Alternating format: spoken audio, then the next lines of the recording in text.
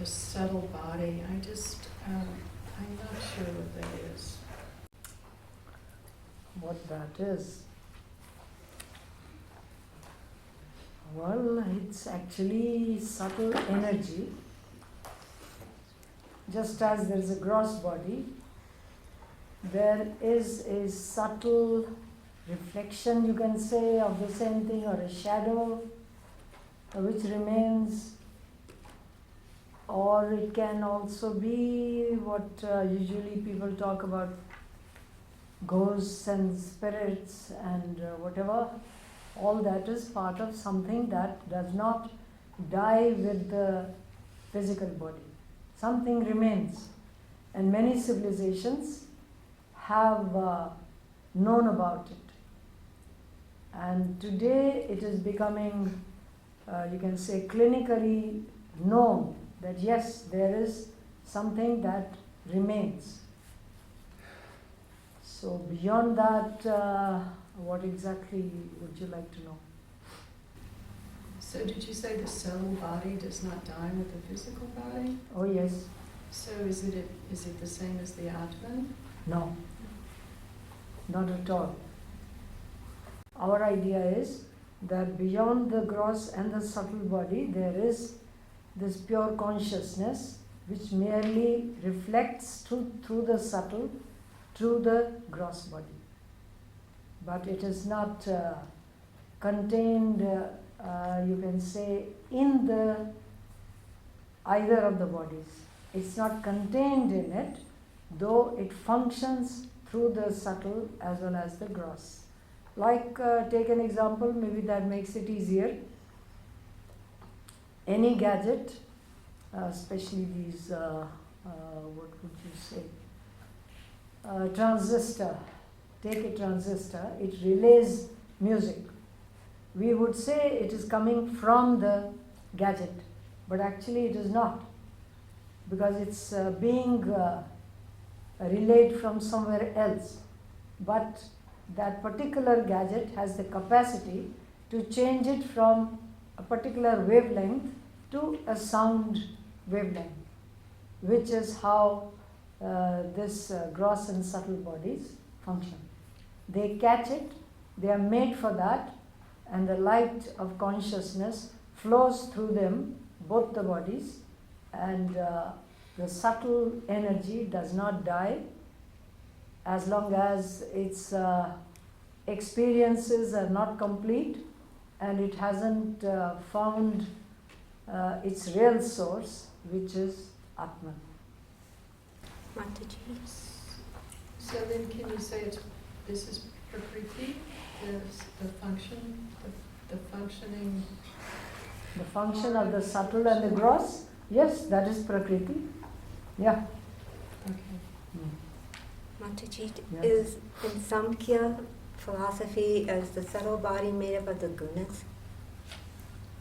All energy is nothing but gunas, whether subtle or gross, So or in- the material universe. so It's in- nothing but the play of energy. So what transmigrates, would that have a mix of those gunas depending on what? Oh you're- yes, of course. you're- Hmm? Yes. So, many people, as Western physicians, work with the material of the body, and many people who call themselves metaphysicians or healers in the human energy field, They are not metaphysicians. I'm just saying what they may call themselves, or they may say Correct. they're energy workers. This is the Mhm. alternative or traditional healing Mhm. modes of Native Americans or New Age people, whatever. Working in the energy human field, so this is the subtle body, or would you say this is different than that? Because they find many things, and along with science, talk about what is in the energy field of the person may then become physical, would be addressed by a doctor. Is this the same as the subtle body, or is there two different things, two different gunas? I would say firstly that any physician cannot separate the physical body from some mental element. It's not possible, because you have to take the person's presence in that physical body.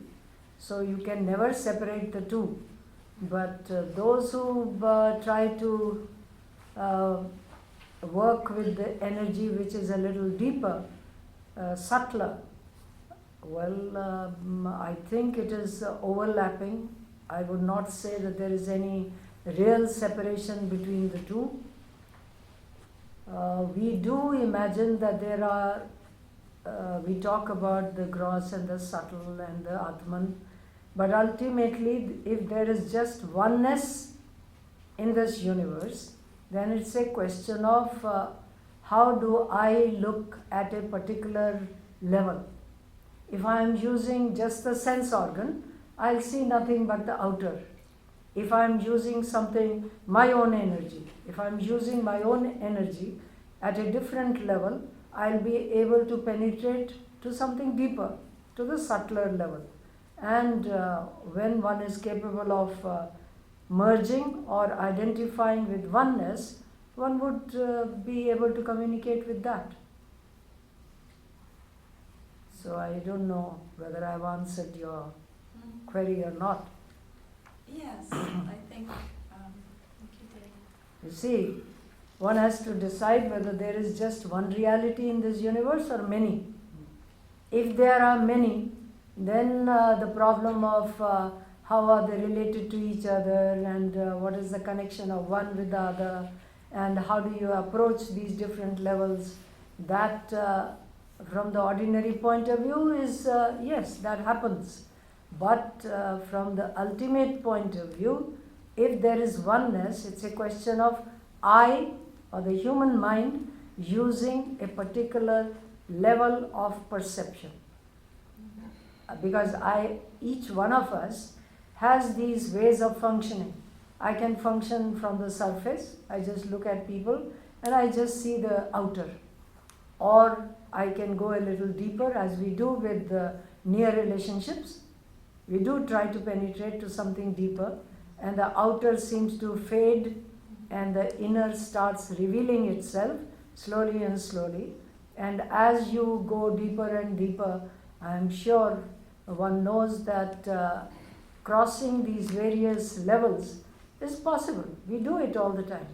Then there are people who are a little more sensitive to these subtler levels, and they seem to say that they work with the energies, subtler energies. I won't know that. I only know that it depends on you, whether you want to communicate with the mind of a person or whether you just want to just talk to the surface, not really interested in the mind or the receptive capacity of the person you are trying to communicate with. But these are not extraordinary ways. We do it all the time. That's the main thing to realize. But we don't do it in a very comprehensive manner. We do it with people we like or who are related to us.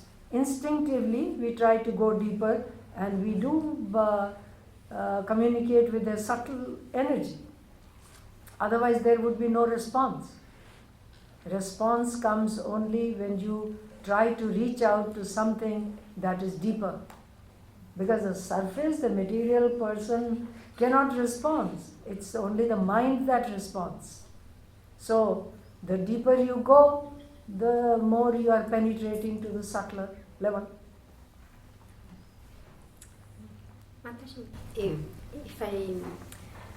The light is projected in all this through the lens of the eye, attention, all these systems.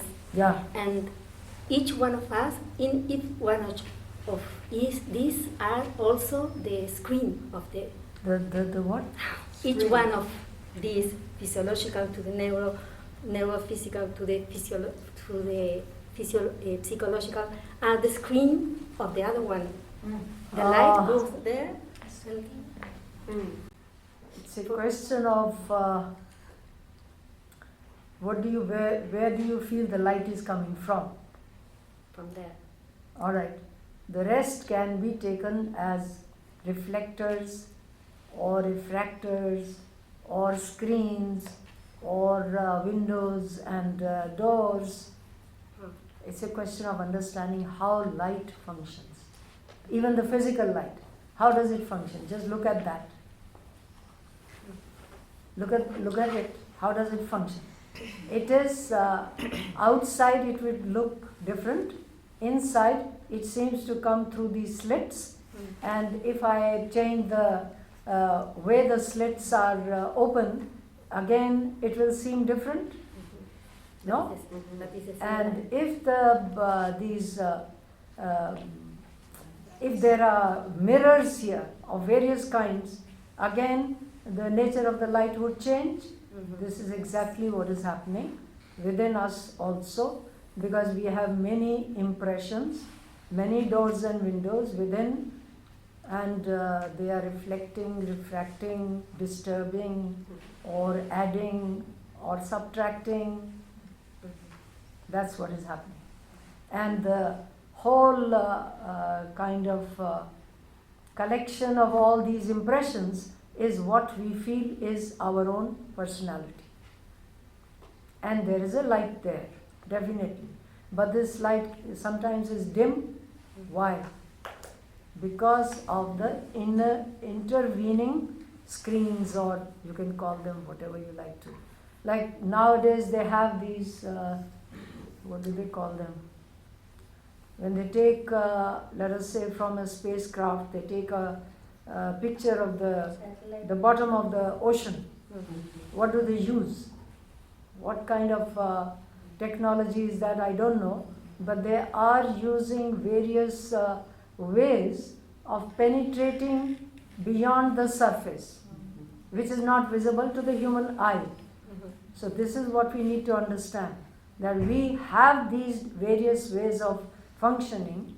We can just use the eyes, or we can understand that it's the nervous system, or we can understand that it's my attention, or it goes deeper and deeper and deeper. So that gives me my own depth, first the gross, then the subtle, and then beyond. This beyond is what India is interested in. This ancient India was interested in this beyond the gross, beyond the subtle. What is this light which is functioning through these two levels? And once they reached that, they found that they cannot go deeper than that, because that seems to merge in the universal light. That is what is called Atman Brahman. So make it simple, you will understand. Then in between we are fascinated by various levels, the way they function. It seems to be like magic. The talk about energies and fields of energy, and then people having auras and things like that. They are very fascinating to the human mind. So we get interested. But the Indian mind in the beginning was interested in only trying to understand the source of this light in the human system. And that source is universal. That is what was called Atman Brahman, and that is supposed to be home. That is where we are trying to go. Maybe not consciously, maybe we are being dragged, I don't know. But the idea is that everyone is searching. What are we searching for? Beyond the ordinary fascinations, what is it that I am searching for? There are many levels of ordinary fascinations. That should be clear to everybody.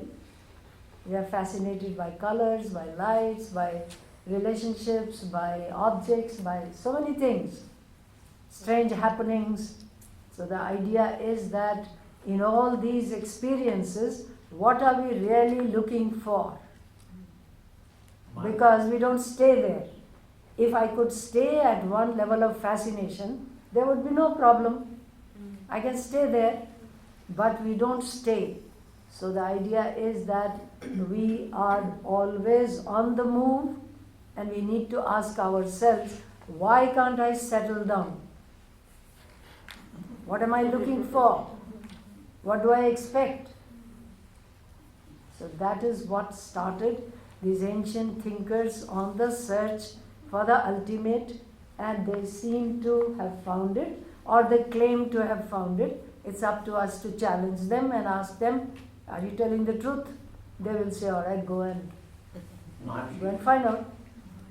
Also, the subtle body, and it says that in that you have the seed from the past and you come back. Could you say that the subtle body is used now to our subtle body from our past to get back to that point of no separation? Is that? Well, that depends on each person. My subtle body may want to come back here again and again and again. And find our reason for it. Yeah, well, that's what you're trying to do with the subtle. That's why I have a The subtle basic body. idea is, as long as it is not found its own source, it will come back, because the Okay. desire to experience is present. Yes? We all want to evolve and move in, but it seems like we need to let go of our attachment to objects, like you said. We are so attached to objects, external objects.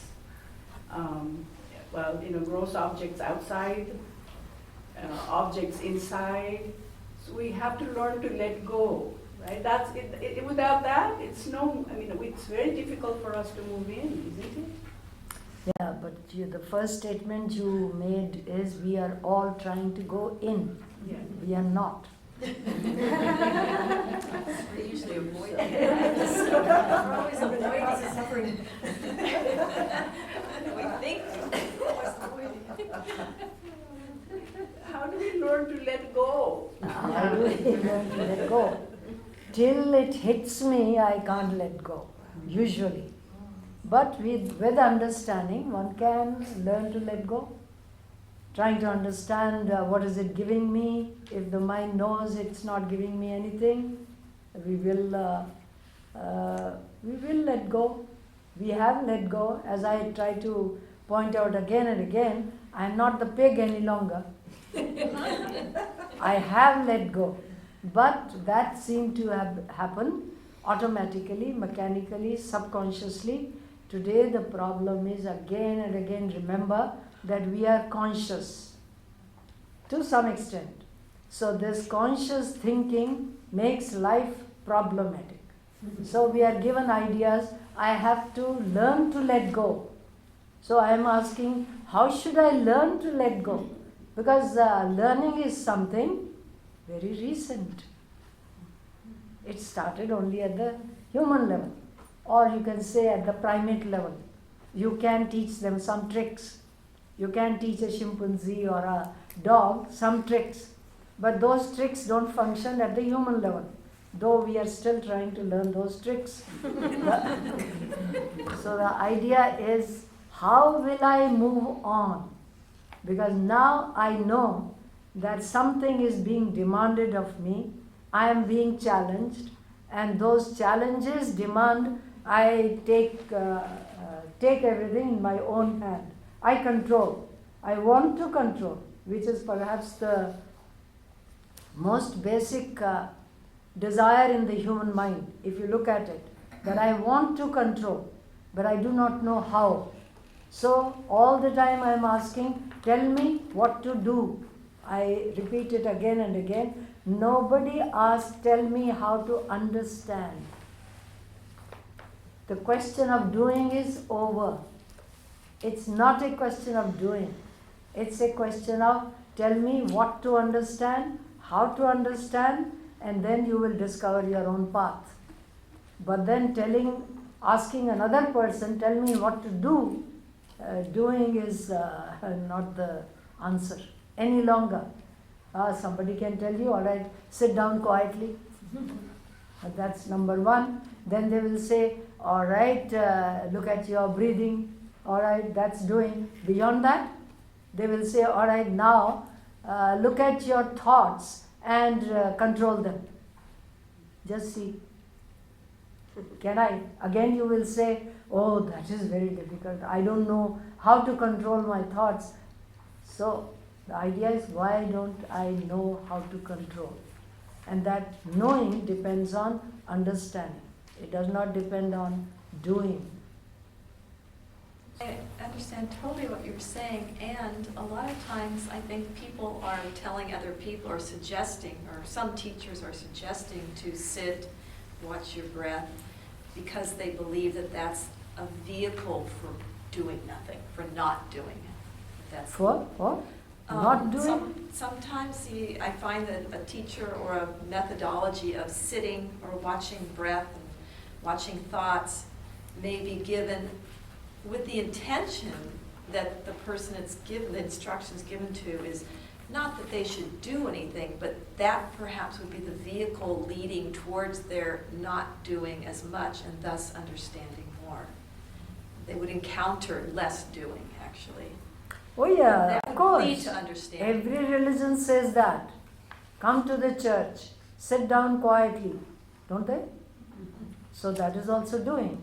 So these have been done for a very long time in every culture. Why isn't the problem over? Most people aren't doing it. Most people aren't even doing that. See, Because they don't each have one the has to courage. ask oneself, why is it that more and more people are opting out of this, going to a particular place, sitting there quietly and trying to relate to whatever? Why is it? Because there is something more. In this age, something more is demanded. I mean, I don't know how to make it simpler than this, that this age itself is demanding something more. It is asking me to understand. Why should I sit quietly? I can ask that question. You are telling me to sit quietly. Why? People are asking. Why shouldn't I jump and dance? Because it gives me something like a kind of movement which gives me the feeling that I am alive. So why should I do that? And there are many, what would you say, therapies which would ask you to do that. Why can't I sing? Why can't I make the stimulation more and more intense as young people are doing? So the why has become very important. Everyone is asking, why should I do it? So why should I do means that there is a protest from each mind. It is asking for understanding. But after a particular level, I suppose we let go of this why and say, just tell me what to do, and thinking I'll do it. We don't do it.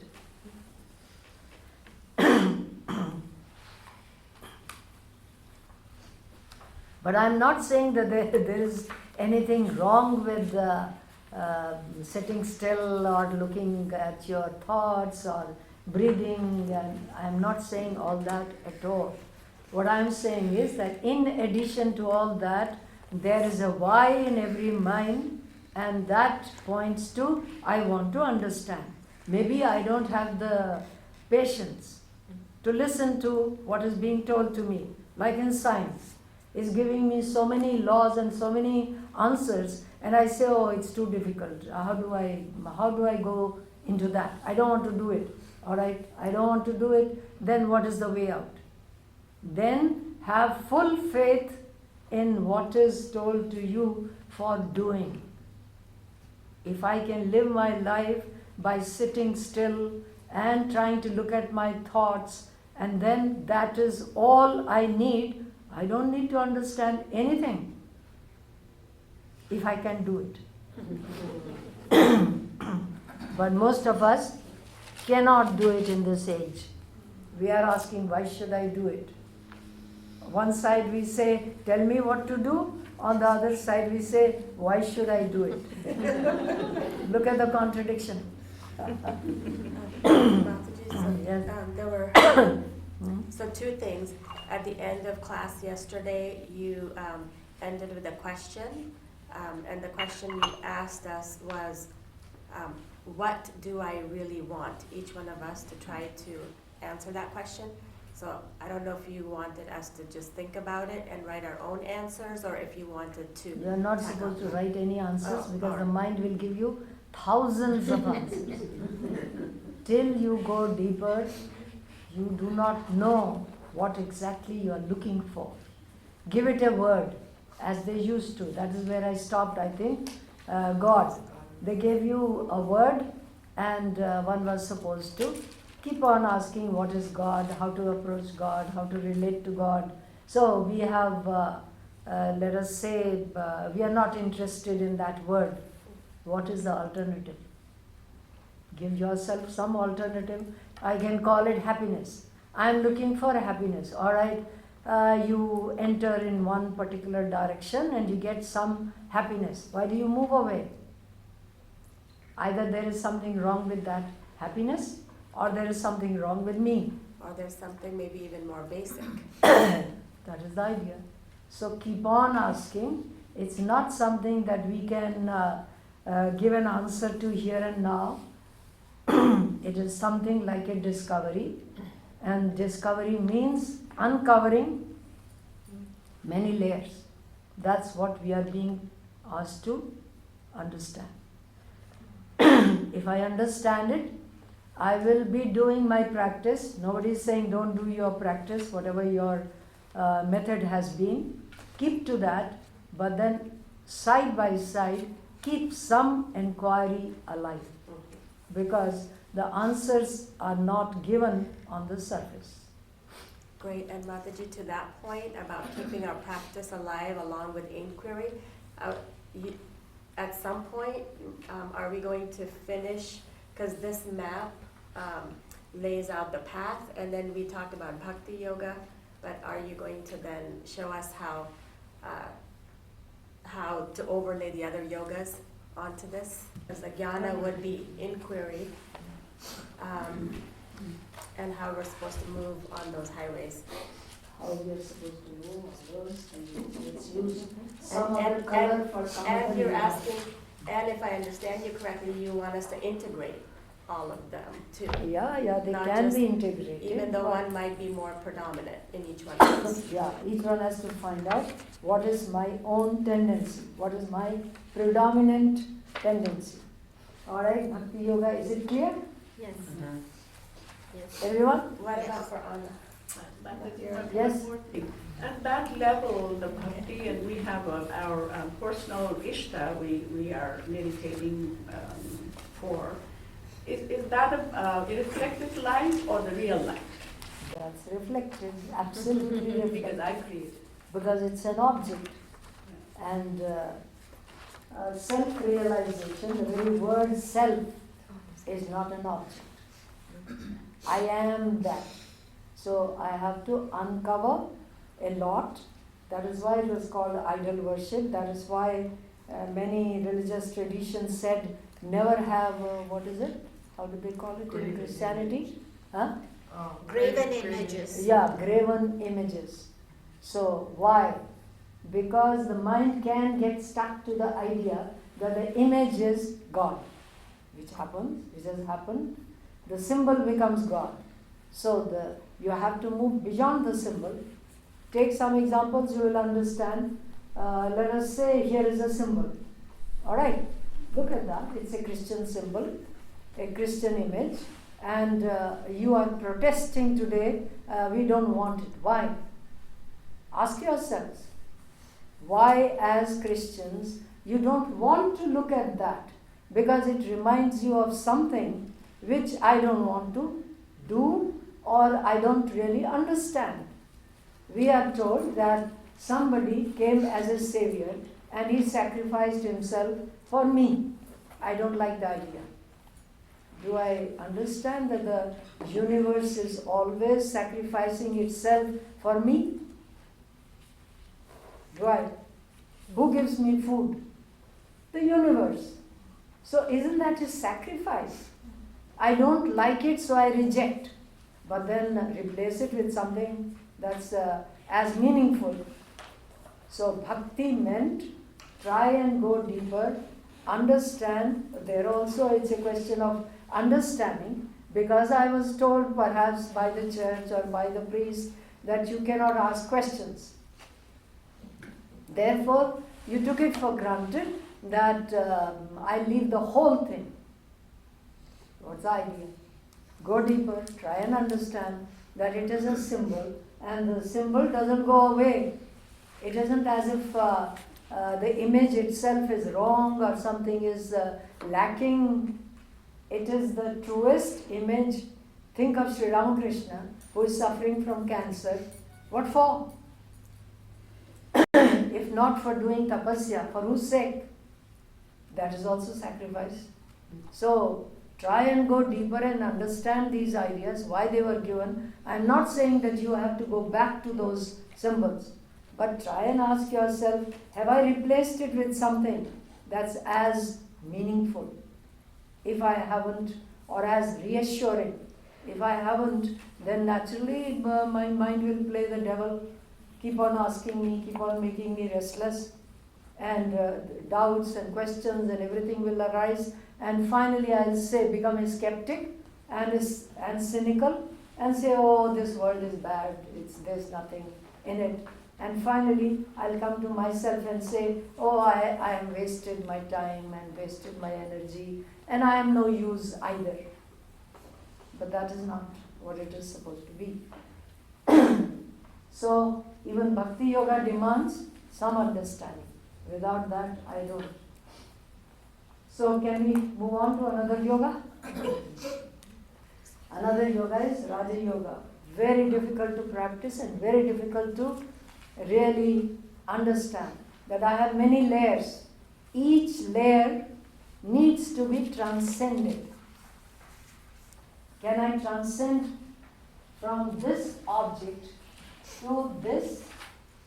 Is it possible that I'll look at it and not see? That's Raja Yoga. Clear? With all the sense organs, the same thing.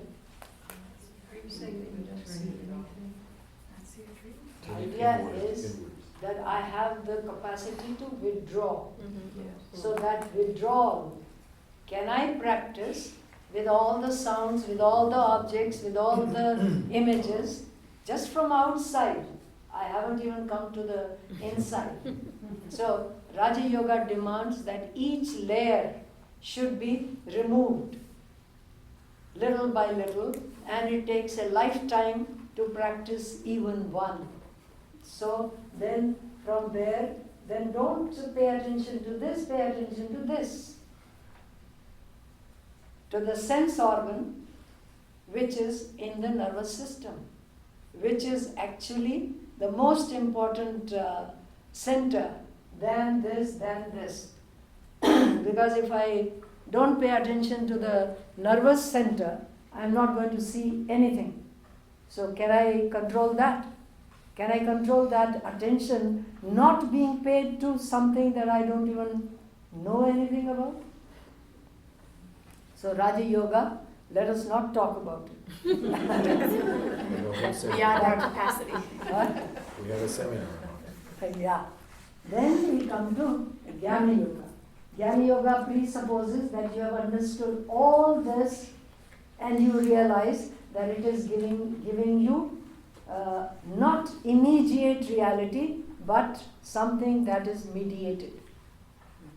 Something that is mediated means I am looking at something through a medium, and the medium itself is distorting or adding or subtracting or whatever.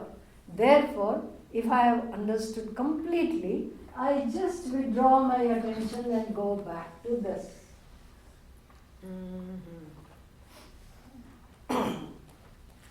If I can do it, no problem. That's Jnana Yoga. I have understood everything is unreal, God alone is real, and I give full attention to that. And it is not an object. The ultimate is not an object. So, if that is easy, I can do it. How do I integrate?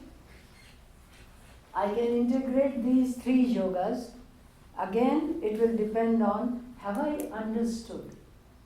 If I have understood intellectually that this is the truth, first assure yourself, be absolutely sure that whatever has been discovered today in, let us say, physiology, neurology, psychology, is not telling lies.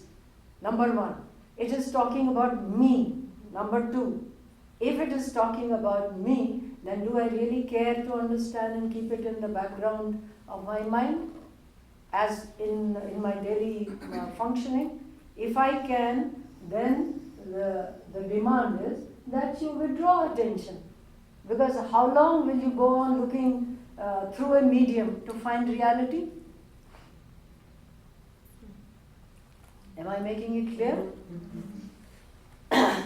How long will I try to listen, give it even more vividness? How long will I go on functioning through the gadget? Let us say I love somebody and I want to communicate. Would it be sufficient that I communicate through a gadget all the time? Think of it. Or do I want something more? So, this is the basic idea. That through the gadget, I will never be able to communicate directly. I want direct relationship or direct communication. So they say, if you are really sure that direct communication is not possible in this way, take real examples. A human being. I want to relate to another human being, and what do I have to penetrate? How many layers? 1 million. And yet, that is what I want. But that I can never do. So what is nearer to me? Myself. So why not penetrate in that direction? If I can, take your attention away, total attention, pay it to the formless, nameless. Don't call it God, don't call it by any word, but then relate to that. Pay attention. Pay attention. The moment I say pay attention, the moment the mind will say to what? These are not easy things to understand, but if you want to understand your problem, then this is the way to come out of it. Then there is something like karma yoga, or this is jnana yoga, let us say.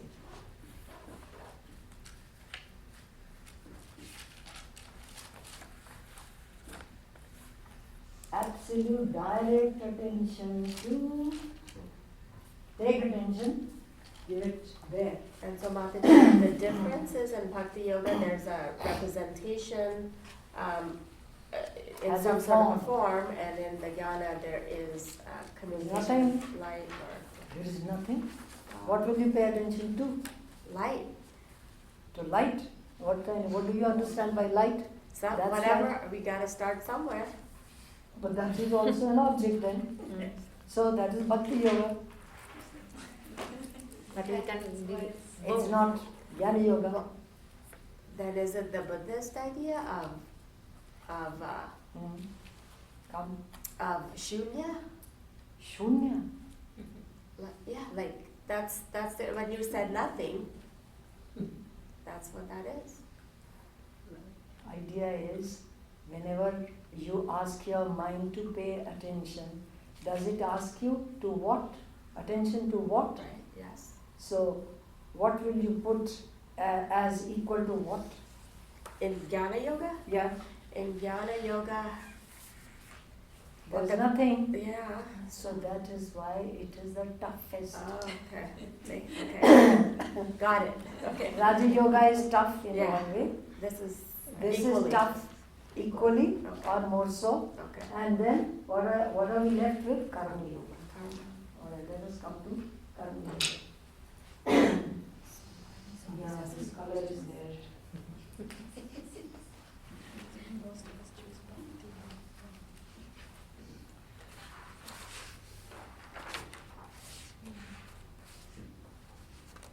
Now,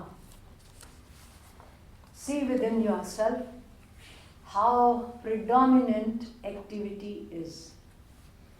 This energy, first of all, I have to think of myself in terms of energy and not in terms of what the mirror shows me. That's Karma Yoga.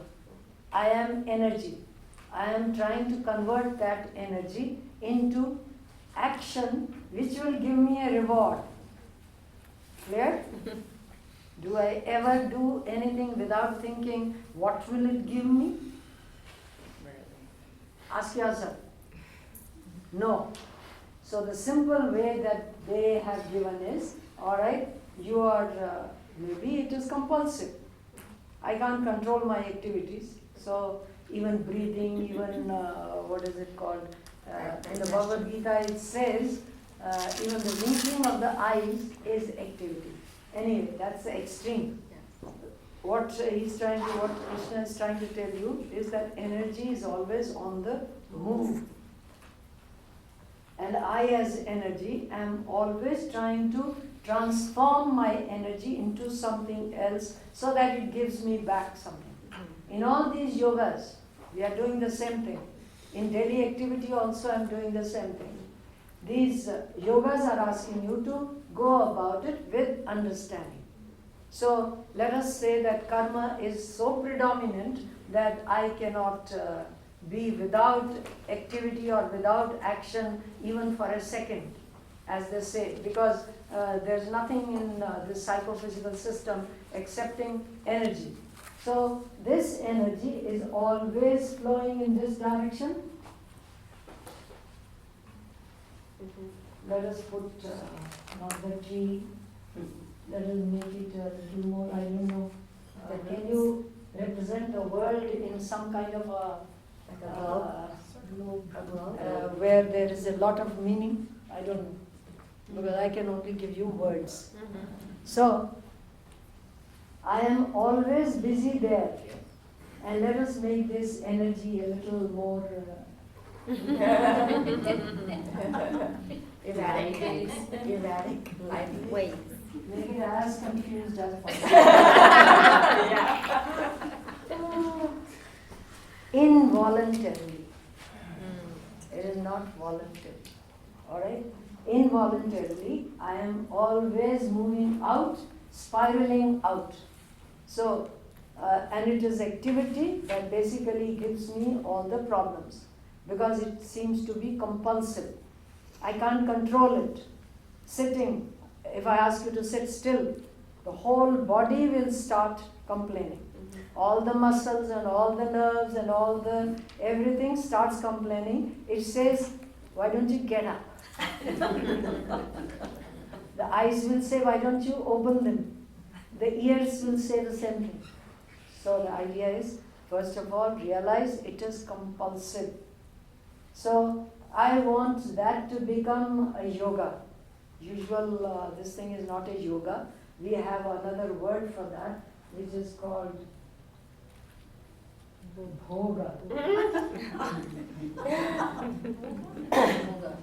Bhoga means it comes from a Sanskrit root, which means to eat. Then convert it through activity. Am I trying to eat something through activity? Not all the time putting it in the mouth, but I am trying to get something from activity, through activity. So they say, this is happening all the time. If you want to make it yoga, you can be completely busy in the world, but give this reward or its whatever it is called back to that is the idea. Or if you can't, this is supposed to be your representation of God, then give it here. Take this, keep this in mind, say that I am giving the fruits of my action to my Ishta, or doing it for the sake of Ishta. These are the ideas. If I can, I'll be free. Masashi, he was a sword saint, And he does that Who, yoga. who? When he says, make 1 cut, make 10 cuts, make 1,000 cuts, till the sword is no longer a sword but the self. And he, in his book of Howling, it's a similar what they're doing in that concept. No, who says that? Musashi, he was a sword saint. Oh, I see. All right. So either I can keep this in view, which is the combination of bhakti and karma yoga. I keep this in view that there is somebody in charge of this universe. I am doing it for that. Or if you can think of it as a very abstract, in a very abstract way, I am simply part of this universe. The universe is sacrificing for my sake. I am sacrificing for the sake of the universe. So then it becomes karma yoga. Otherwise it remains as bhoga, and that becomes a chain, as I told you. It goes, comes back, goes, comes back. Repetition. Question, Mataji. So karma yoga can represent as act of worship itself? Oh yes, of course. Yeah. It will become worship when the moment I understand I am not doing it for myself alone. We can start with that idea. I am not doing it for myself alone. Then I can move on to some other ideas. Again, all these are gradual.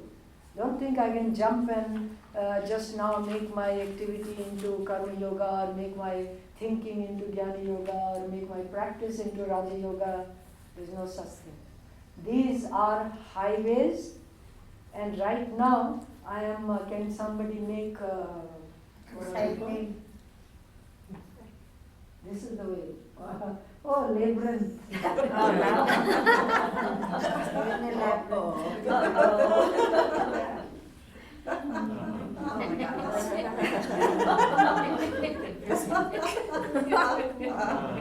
Maybe. Oh my goodness. I'll get out of that. Come to the highway. Mataji, the karma yogi starts still with the metaphysical place. Everyone starts. Every road. I am a metaphysical being. Though I think I am the body, the mind, the thoughts, whatever I identify myself with, even the chair. One can become the chair and say that don't touch it. What does that mean? That I have identified myself to that in such to such a way that I am saying don't touch it. So I can understand that I am a metaphysical being which has identified itself to the whole. Then there is a kind of bhakti yoga which is given by Swamiji very, very often in his talks, which is connected with the Isha Upanishad in our Upanishads, which says, why don't you cover the whole universe with Isha Vasyam? Cover it with the idea of God. idea of God. Mother, God, Father, Mother, Self, whatever, truth, reality, love, what else is there? Keep that word alive. Choose it, give it some kind of a significance in your life, just one, not many. And then see whether whatever you are doing from that idea gives you back a response or not. It will, has to. Page 28, the shloka Mataji. Andhyamandhya patatreshu netra dharmeshu chaikadha sankalpayen manah shrotra tvagadau yojyatam idam. Such characteristics of the eye as blindness, sharpness, or dullness, the mind is able to recognize because it is in unity. This also applies to whatever is perceived through the ear, skin, etc. The eye has various facets. Blindness, dullness, and sharpness are in the nature of the human eye. With the mind as the perceiver, the eye can be seen in many different states. The mind, in comparison, is a unit. The eye stands for all the sense organs, thus the sense organs are the objects of perception in comparison to the mind. So this idea that in comparison, relatively, will you please turn it around?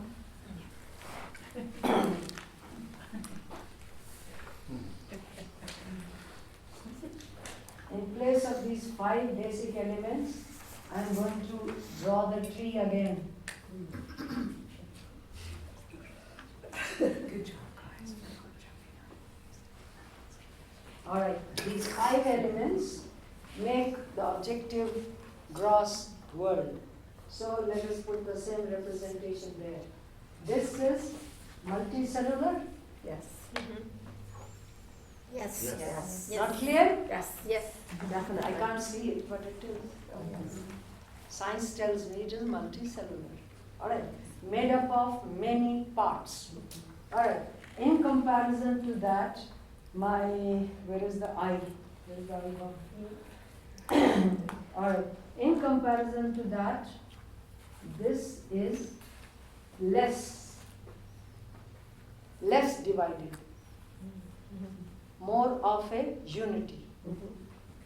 Clear? It's simple. Then this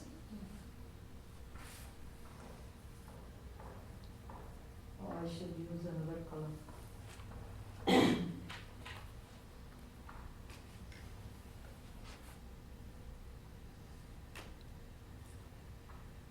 This level is within me, therefore it is more united. Tejas means the desire to see. I can see it within myself that it is not a divided desire. It's a desire to see. Gives me a sense of being more internal and more united in comparison. Always in comparison. Is this clear or not? So the desire to see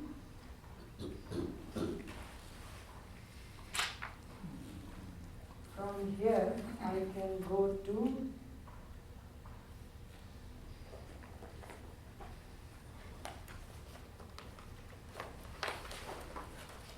we say I have a mind, which means I already know that there is a unity as I move inwards.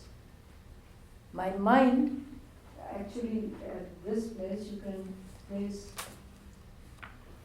Attention.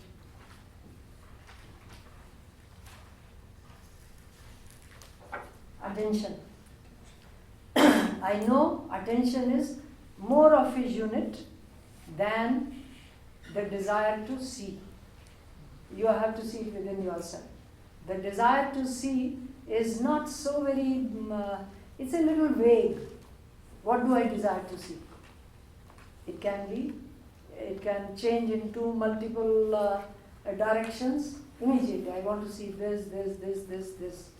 But the moment I come to attention, it seems there is more of a unity. So this level of manas, which usually in the Western language would be called mind. This is what you call mind, but because in India mind has been analyzed into various levels, and these are all subtle. They are not physical. Don't think of them as physical, excepting the human eye and the tree outside. So here I am more united. So who pays attention? Alright, the moment I say who pays attention, this is what I gave you as The metaphysical. I. It seems I can only be one, I can't be two. So more of a unit as you go within. But the I also, if you look within yourself, can identify itself with many things. It will be sometimes I am the chair, sometimes I am the body, sometimes I am the sensation, sometimes I am emotion, sometimes this I is also not a unit if you compare it with something higher than that, which is called in India buddhi. This is called the level of determination or the determinative faculty. There is innermost something where I am absolutely decided. I am not fiddling with various directions or various objects or various bifurcations. I am absolutely decided. That level is called buddhi. Same inner structure or the inner analysis. There is a level like that within us. When I am absolutely sure. So that absolutely sure is this level. This is the level which reflects the light in, you can say, intensely. Like a, what would you like to call it? It seems to be the source of light. Ego is not the source of light. In our psychology, buddhi is the source of light, but buddhi itself gets it from the universe. Is there any other color? Those.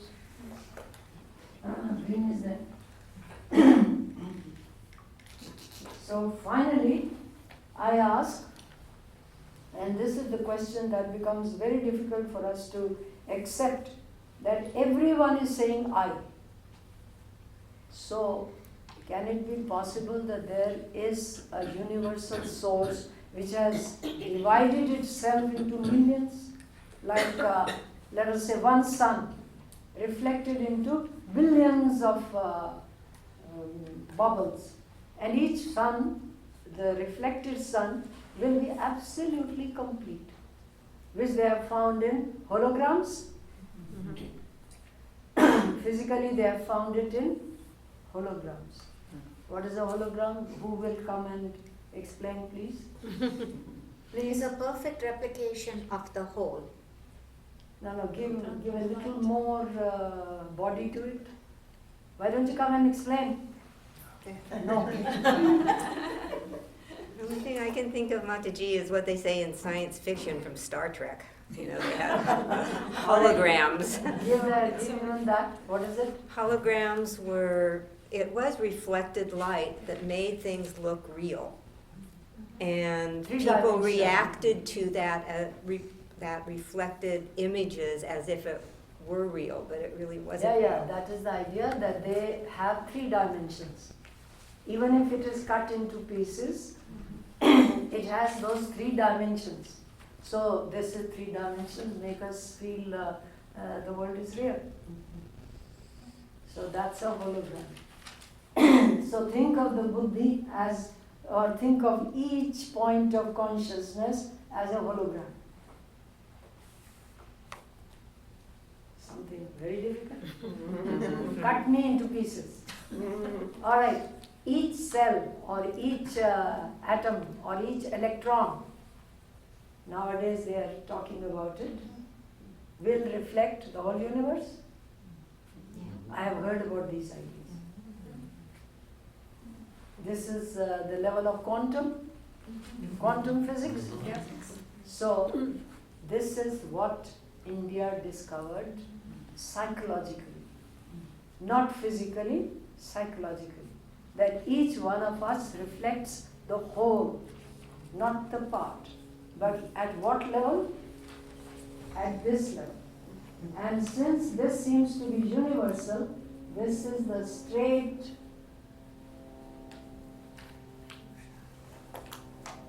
this is where Jnana Yoga starts.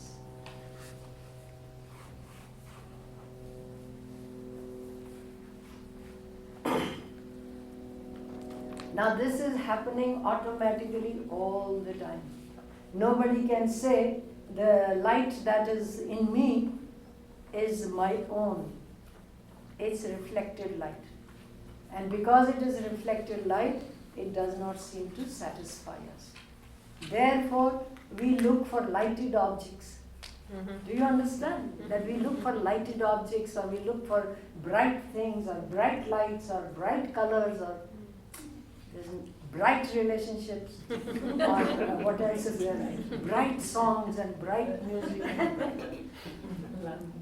Everything that is bright is because I am looking for that original light, and because I don't know how to do it or why I should do it, I look at more reflected objects in the world, because that is the direction that evolution has given to me. Evolution has given this direction to me. From here, I go straight To the tree.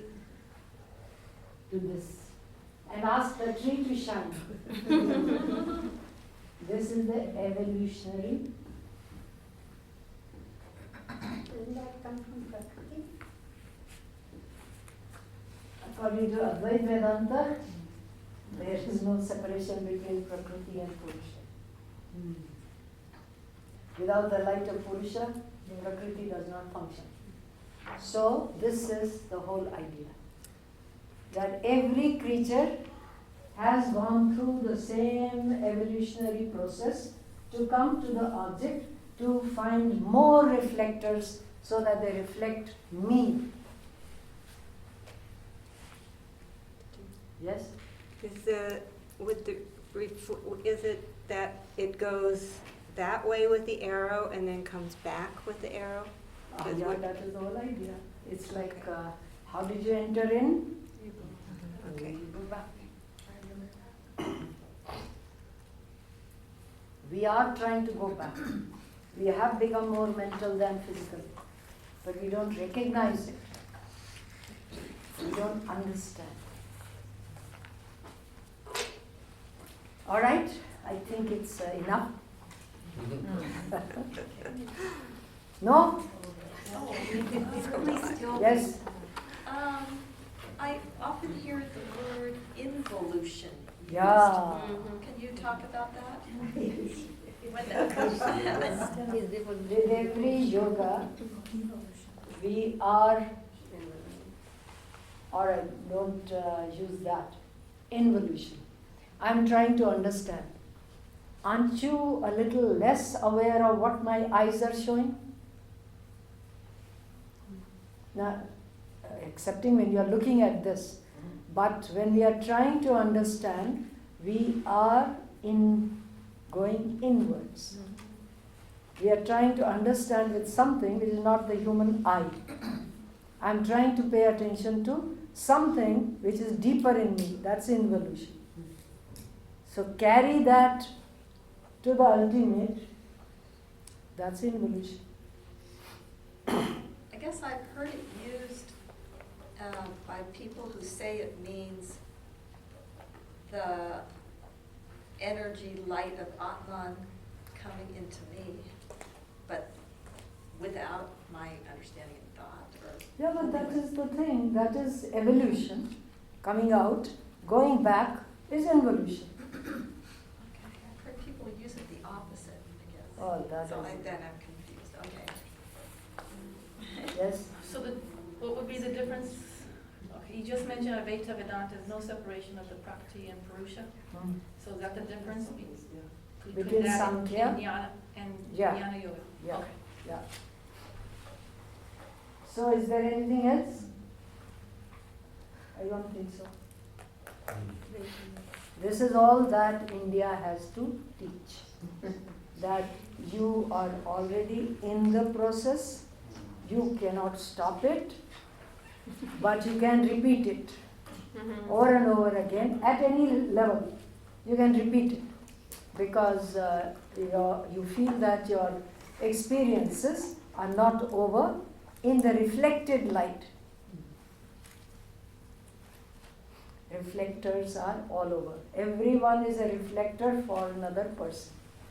We are all asking each other, what do you think of me? Like mirrors. We use each other as mirrors. So till we get rid of these mirrors, or till we are fed up with the mirrors giving me all sorts of ideas. One person says, how wonderful, you are wonderful.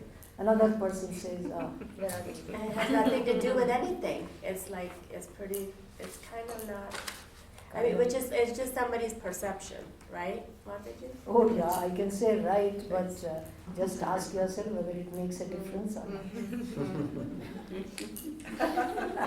But if I only got bad feedback all the time, that would be depressing. So then you are oscillating. Bad, good, bad, good, bad, good. And I'm confused. What will happen to that? You are confused. Am I good or am I bad? But if I was really, like if I could, but really, I know Geeta's asking me not to pay attention. Somebody can ask me anything. Right. But I have to understand it for myself. Yeah, have to. Well, okay. Either I do. Need to, or do Either it. I do or I don't. Yeah. Make it simple for the mind to understand. Yeah.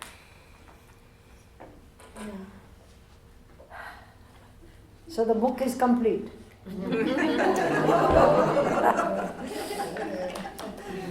There is nothing more than I have to add.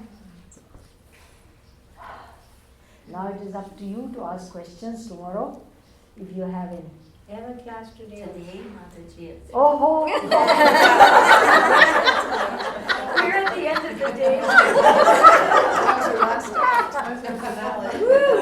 Maybe we can read some more. And we've got 17 minutes more now. No. Read? Should we read a little? yeah, of course we can read.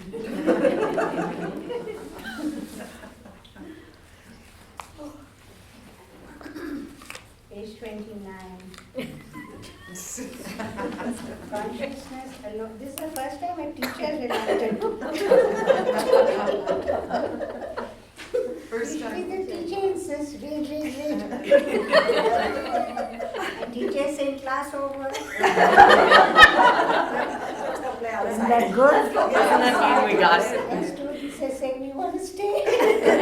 Usually the students jump up. Happy They'd be reading. happy holiday. But Mataji, you're in command, so you can. You decide. I You- can you do decide. what? No, Yeah. let's read. Consciousness alone illumines the object. Consciousness illumines such other mental states as desire, determination and doubt, faith and want of faith, steadiness and its opposite, modesty, understanding, fear and others, because it, consciousness, is a unit. There, I took you to that unit, Purusha, Atman, Brahman, and energy. Forget about energy, I should link that also.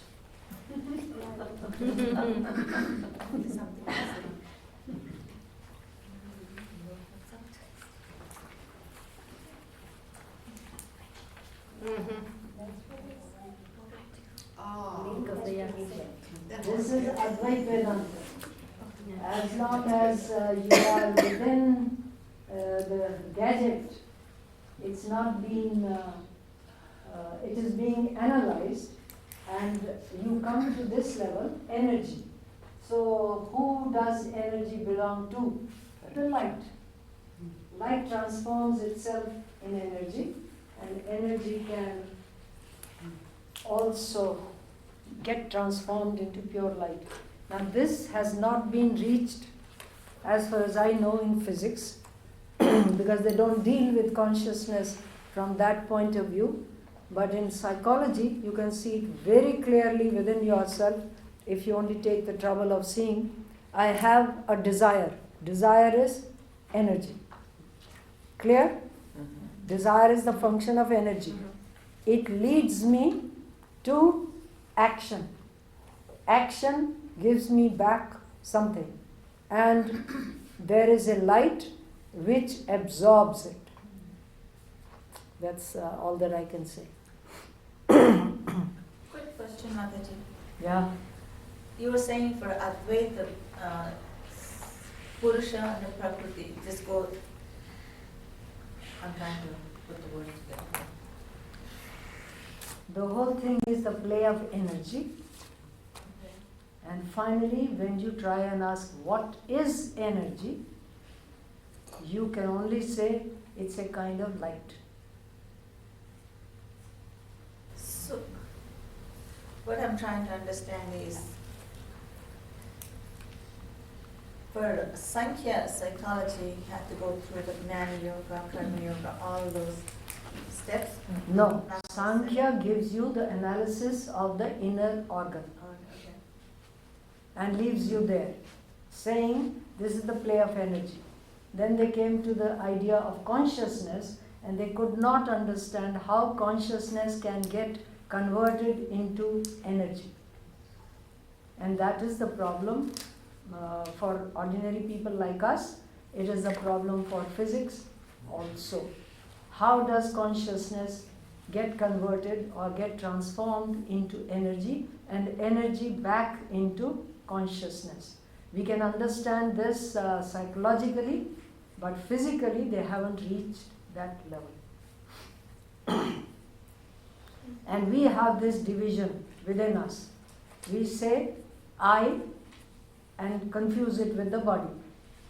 And if I can separate myself and understand that the body disappears, this is what people like Sri Ramakrishna demonstrate, that the body disappears.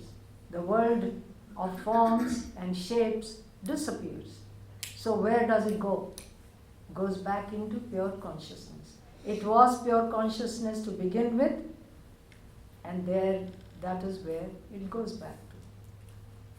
So one should not have the feeling that this world as it is something separate from God.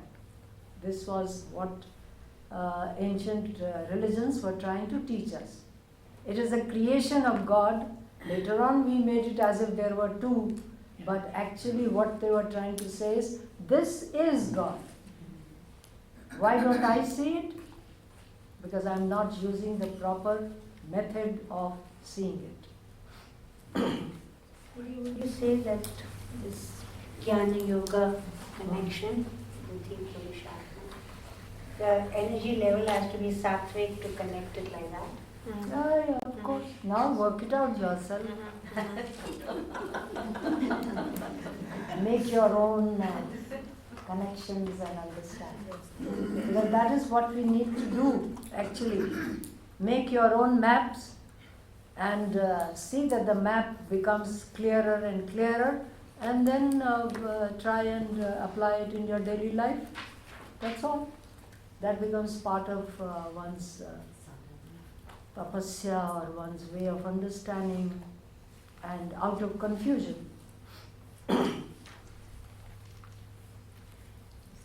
The mind is also an object like the sense organs because it can be perceived by human consciousness. The light as the perceiver illumines different states of the mind and the sense organs. Chitti or consciousness is the illumining principle, and it recognizes or perceives the changes happening in the mind, itself remaining a unit. Since the I notices changes in the mind and the sense organs, then I as pure consciousness is changeless. If the mind is undergoing changes and I can notice these changes, then I cannot be part of the change. The greatest hint we are given about the steadiness is in the images of the Buddha, of Sri Ramakrishna, of ancient rishis, all of who are just sitting silently. This shows they are established in pure consciousness and they do not have the need to move. We feel the compulsion to move. Why do we have this need to move, feel, or do something all the time?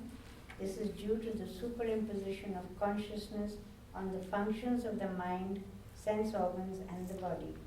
Physically, we may have learned to be somewhat controlled, but mentally, we are running all the time. The whole system has gathered momentum and the movement is involuntary. Change is happening to us.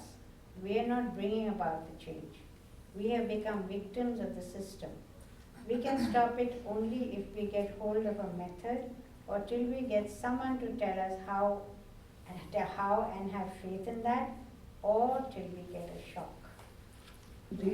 This consciousness does neither rise nor set. It does not increase, nor does it suffer decay. Being self-luminous, it illumines everything else without any other aid. This self-existent unit of consciousness does not depend on anything outside of itself for its light. Therefore, it neither rises nor sets. Actually, it is the only illuminating principle for the very existence of all seeming objectivity. There has to be a unit principle within us as well as within this universe to act as the screen for the change to appear. The steadiness and all-pervading unity of this background screen of pure consciousness gives us the sense of permanence. In Advaita, therefore, the only sadhana practice given to us is to assert, I am that, and eventually the final experience comes. The eternal question in the human mind is that were we there from the beginning or not? If we put this idea to ourselves, I was not there before, I am now, and I will not be there hereafter, we find it unacceptable. Another way to understand is if we say, I slept peacefully and felt nothing. Who noticed that? What does the statement imply? It implies an experience. Without experience, there can be no memory. Thus, I is the experiencer of what comes from within and from without. Consciousness does not die, it never sleeps, it is the witness. We have very complicated states of consciousness, and the experiencer is always there. Here Sri Shankaracharya is saying, there is an experiencer who watches the rising and setting of everything without rising or setting itself. To even say that something is not, there has to be a witness who can say that or experience that. Why are we reluctant to believe that we are a self-illumined reality? Why does the mind resist? Our attention refuses to turn around and look at this, even as an idea. Our attention is like a flickering light, so to make it steady and make it turn around requires a kind of effort that we are reluctant to make. At the human level, we have the capacity to voluntarily look in this direction, but to make attention steady needs tremendous effort.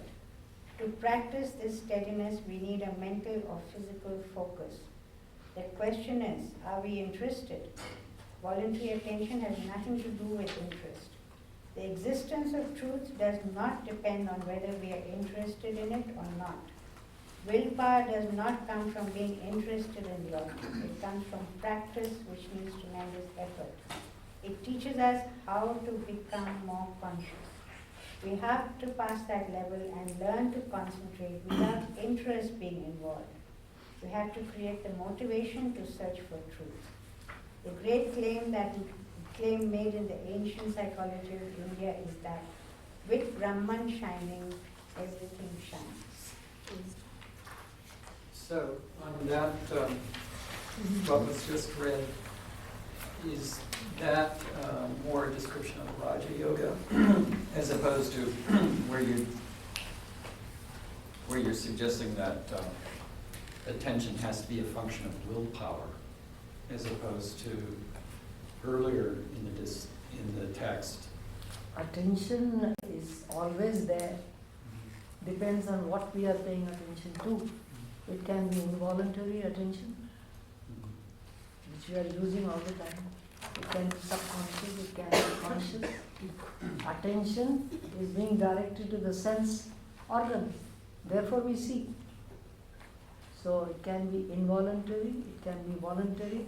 In order to change attention into will, we need to control it. Need to control attention and give it a focus, which is the whole idea. Give it a focus.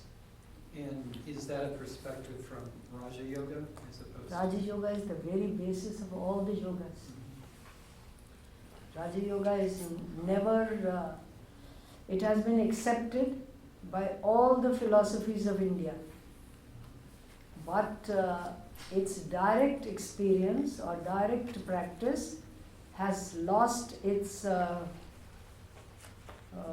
vogue in India because it's so hard and demands so many preconditions that no one is able to give today. Sri Ramakrishna said, in this age, the mind is dependent on food. It's a very strange statement. So was there one age when the mind was not dependent so much on food? So,